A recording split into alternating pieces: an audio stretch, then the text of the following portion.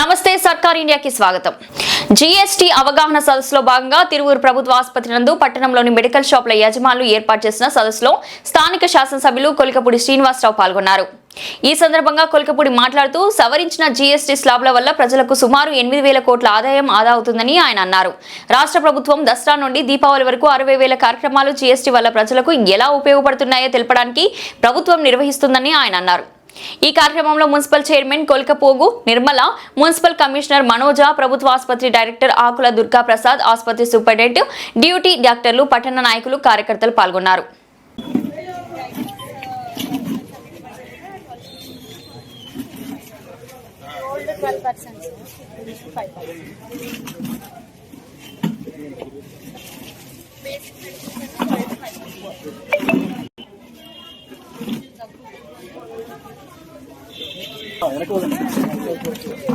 GST 2.0 సంస్కరణలో భాగంగా మన రాష్ట్రంలో కూడా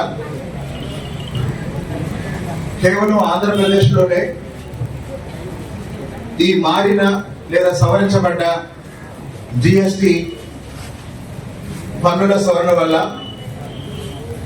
8,000 కోట్ల రూపాయలు మన రాష్ట్ర ప్రజలకి ప్రయోజనం చేకూరుతుంది.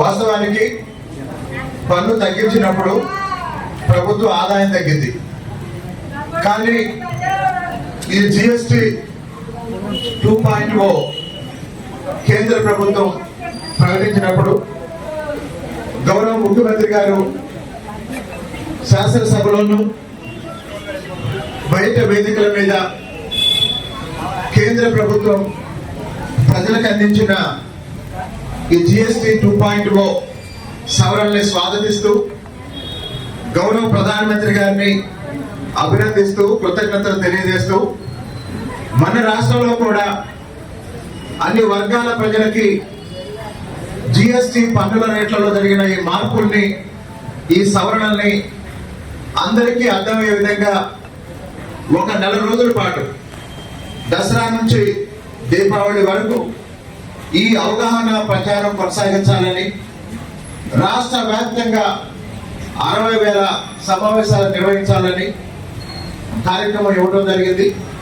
అందులో భాగంగా అధికార యంత్రాంగం ప్రతిరోజు ఒక రంగాన్ని థీమ్గా తీసుకొని, ఒకరోజు విద్యాశాఖలో ఇందాకనే ఆర్డీఓ గారు చెప్పారు, మన పిల్లల చదువు 1576 పైసలు ఉంది. 15 రూపాయలు ఉండేది, 1576 పైసలు వచ్చింది. ఇది 4 రూపాయలు 5 పైసలు ఉండేది. ట్యాక్స్ తగ్గి 4-3 పైసలు వచ్చేసింది. ఆల్రెడీ బిల్లు కూడా ఇస్తున్నాం. ఆల్రెడీ మేము మా అసోసియేషన్ కడుతున్నాం, కానీ మాకు ఇష్టం గవర్నమెంట్ అనుకోలేదు. గవర్నమెంట్ ఏం చెప్తే